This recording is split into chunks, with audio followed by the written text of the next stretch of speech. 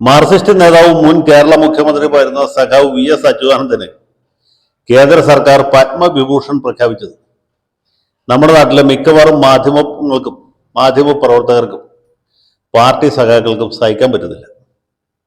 VS. Achuthanandan Padma Vibhushan കിട്ടാൻ യോഗ്യനല്ലാത്തതുകൊണ്ടല്ല, കേന്ദ്രം ഭരിക്കുന്ന ബി.ജെ.പി. സർക്കാർ ആയതുകൊണ്ടും പ്രധാനമന്ത്രി നരേന്ദ്രമോദി ആയതുകൊണ്ടും കേന്ദ്രം കൊടുക്കുന്ന ഒരു ബഹുമതി കൈപ്പറ്റുന്നത് വി.എസിന്റെ ആത്മാവിന് തന്നെ അപ്രിയകരമായിരിക്കും, അരുചികരമായിരിക്കും എന്നാണ് ഇവർ ആത്മാർത്ഥമായിട്ട് വിശ്വസിക്കുന്നത്.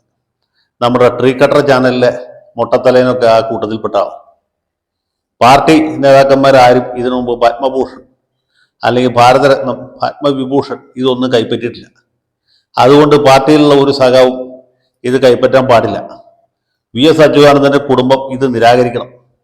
ഇനി അവരിത് വാങ്ങിക്കാൻ താല്പര്യപ്പെട്ടാൽ പാർട്ടി അവരെ വിലക്കണം എന്നാണ് മൊട്ടത്തലേൻ്റെ അഭിപ്രായം.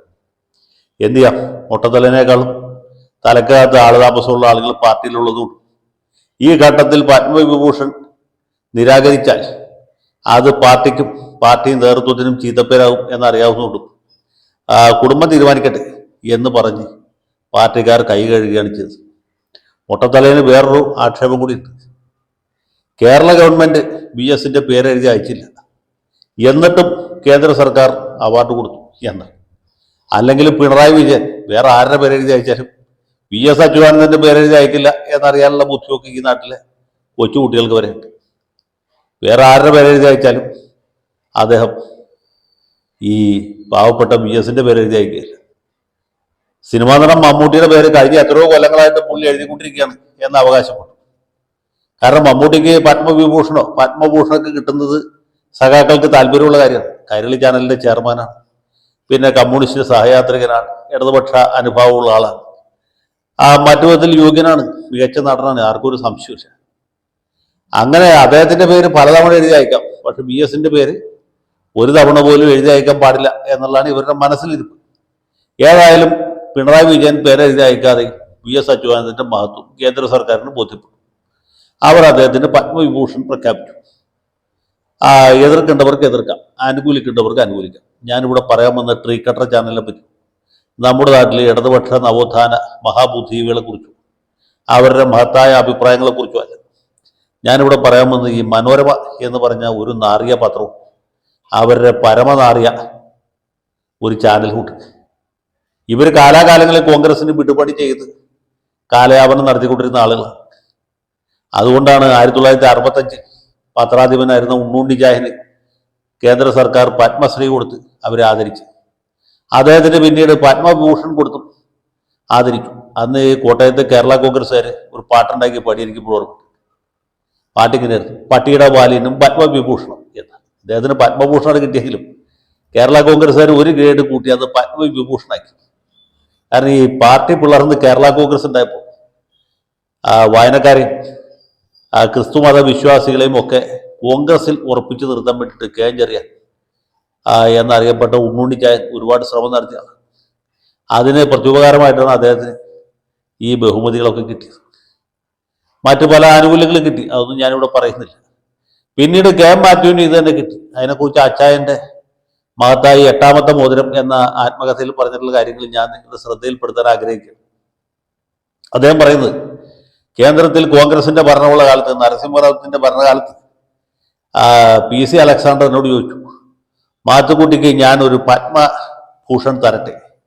അപ്പോൾ ഞാൻ പറഞ്ഞു, അയ്യോ എനിക്ക് വേണ്ടായി, പത്മഭൂഷൺ കിട്ടിക്കഴിഞ്ഞാൽ ഞാൻ കോൺഗ്രസിന് സ്തുതി പാടുന്നത് കൊണ്ടാണ് ഇങ്ങനെ ഒരു പുരസ്കാരം തരുന്നത് എന്ന ആളുകൾ തെറ്റിദ്ധരിക്കും. അതുകൊണ്ട് അലക്സാണ്ടർ വേണം എന്ന് ചോദിച്ചപ്പോൾ വേണ്ടെന്ന് പറഞ്ഞു. പിന്നെ കേന്ദ്രത്തിൽ BJP-കാരിരിക്കുന്ന കാലത്ത് അവരെനിക്ക് ഒരു പത്മഭൂഷൺ തന്നു, ഞാനത് വാങ്ങി. എത്ര മനോഹരമായ ഉദാത്തമായ കള്ളമാണ് അച്ചായൻ പറയുന്നത് അറിയാം. അച്ചായന് പത്മഭൂഷൺ കിട്ടിയത് കോൺഗ്രസിന്റെ പിന്തുണയോടി ഐക്യ ഗുജറാൾ ഇന്ത്യയുടെ പ്രധാനമന്ത്രി ആയിരുന്ന കാലത്ത്. അന്നാണ് അദ്ദേഹം ഇത് പ്രഖ്യാപിച്ചത്. അത് കൊടുക്കുന്ന സമയമായപ്പോഴത്തേക്കും ഗുജറാളിന്റെ മന്ത്രിസഭ പോയിട്ട് ആ സ്ഥാനത്ത് വാജ്പേയിയുടെ സർക്കാർ വന്നു. പുള്ളി പറഞ്ഞത് അക്ഷരാർത്ഥത്തിൽ ശരിയാണ്. എങ്ങനെ? പുള്ളിക്ക് അവാർഡ് പ്രഖ്യാപിച്ചപ്പോൾ BJP ആയിരുന്നില്ല, പക്ഷെ അവാർഡ് കൊടുക്കുമ്പോൾ BJP ആയിരുന്നു. അങ്ങനെ BJP-യുടെ ഭരണത്തിന് കീഴിലാണ് മൂപ്പിലാന് പത്മഭൂഷൺ കിട്ടിയത്. അതുമാത്രമല്ല, മനോരമക്കാരുടെ ഏറ്റവും വലിയ അസ്മാദിയായിരുന്നു. അന്ന് ഇന്ത്യൻ പ്രസിഡന്റായിരുന്നു സാക്ഷാൽ KR നാരായണൻ. ഇതൊക്കെ മറച്ചു വെച്ചുകൊണ്ട് ആളുകളെ എങ്ങനെ പറ്റിക്കാം, എങ്ങനെ തെറ്റിദ്ധരിപ്പിക്കാം എന്ന കലാപരിപാടിയിൽ മനോരമക്കാരെ തോൽപ്പിക്കാൻ നമുക്ക് ആർക്കും സാധിക്കില്ല. എന്ന് മാത്രമല്ല, ഈ അച്ചായന് പത്മഭൂഷൺ കൊടുക്കുന്നതിന് മുമ്പ് അവർ ചെയ്തൊരു ധീരകൃത്യം എന്നറിയാമോ? ഈ സൂര്യനെല്ലി പീഡന കേസ് നിങ്ങൾക്ക് അറിയാമല്ലോ, ഓർമ്മയുണ്ടല്ലോ. 1996 96 സൂര്യനെല്ലിയിൽ പീഡനത്തിനിരയായ പെൺകുട്ടിയെ പരിഹസിച്ചുകൊണ്ട് അഗ്നിപുത്രി എന്ന് പറഞ്ഞ് ഒരു കാർട്ടൂൺ പ്രസിദ്ധീകരിച്ച പത്രമാണ് മലയാള മനോരമ. ഈ മലയാളത്തിലെ മാധ്യമ ധാർമ്മികതയെ ഏറ്റവും താഴ്ന്ന നിലയിലേക്ക് എത്തിച്ച ഏറ്റവും നീചമായ പത്രപ്രവർത്തനത്തിന്റെ ഏറ്റവും ഉദാത്തമായ ഉദാഹരണം ഏതാണെന്ന് ചോദിച്ചാൽ ഇപ്പോൾ നമുക്ക് പറയാവുന്നത് ട്രീ കട്ടർ ചാനലാണ്. അന്ന് പറയാമായിരുന്നത് മലയാള മനോരമ പത്രം. അന്ന് മനോരമ നിർവഹിച്ച അതേ ധർമ്മമാണ് ഇപ്പോൾ ട്രീ കട്ടർ ചെയ്തുകൊണ്ടിരിക്കുന്നത്. ഞാൻ പറയാൻ വന്നത്, ഈ VS അച്യുതാനന്ദന് പത്മവിഭൂഷൺ പ്രഖ്യാപിച്ചപ്പോൾ മനോരമയ്ക്ക് സ്വാഭാവികമായിട്ടും വലിയ അസ്കിത ഉണ്ടായി. അത് നേരത്തെ പറഞ്ഞ ബുദ്ധിജീവികൾക്കുണ്ടായ അസ്കിതയല്ല. ഈ അസ്കിതയുടെ കാരണം വേറെയാണ്. അത് ഞാൻ ഇത് കഴിഞ്ഞിട്ട് പറയാം.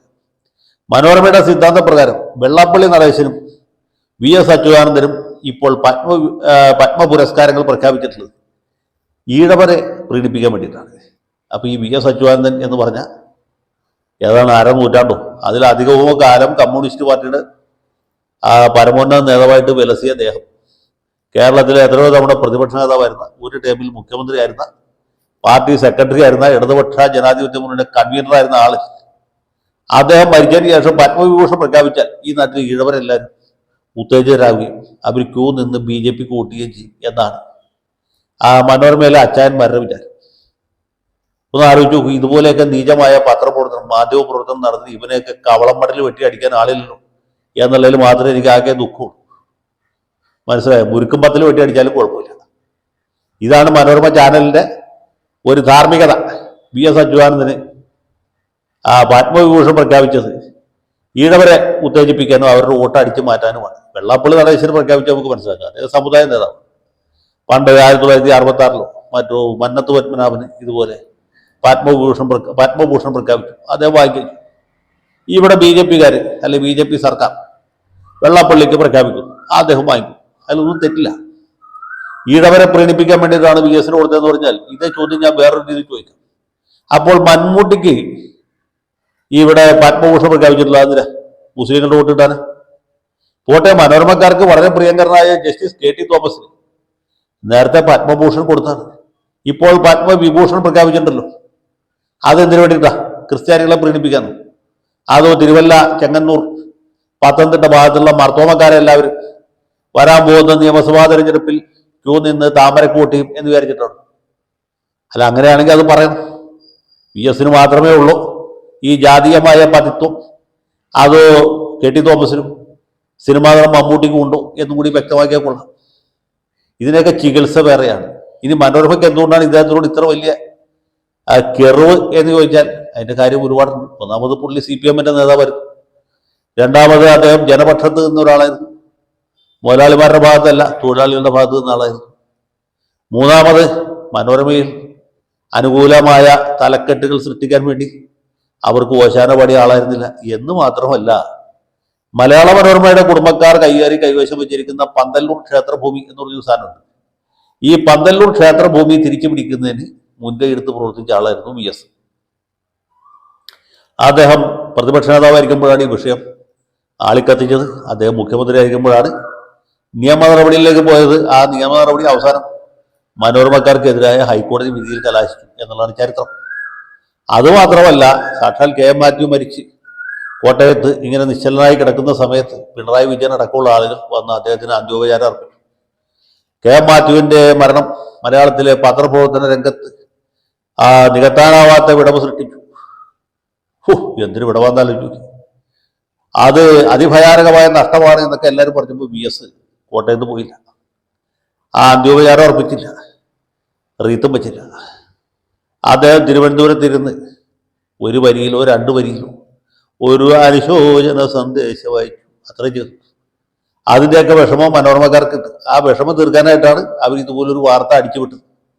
ഇതുപോലെയുള്ള ആളുകളെ ഞാൻ നേരത്തെ പറഞ്ഞ പോലെ കവളം മട്ടിൽ വെട്ടി അടിക്കണോ അതോ മുരുക്കും പത്തിൽ വെട്ടി അടിക്കണോ എന്ന കാര്യം നിങ്ങൾ തന്നെ തീരുമാനിച്ചാൽ മതി. ജയ് ഹിന്ദ്.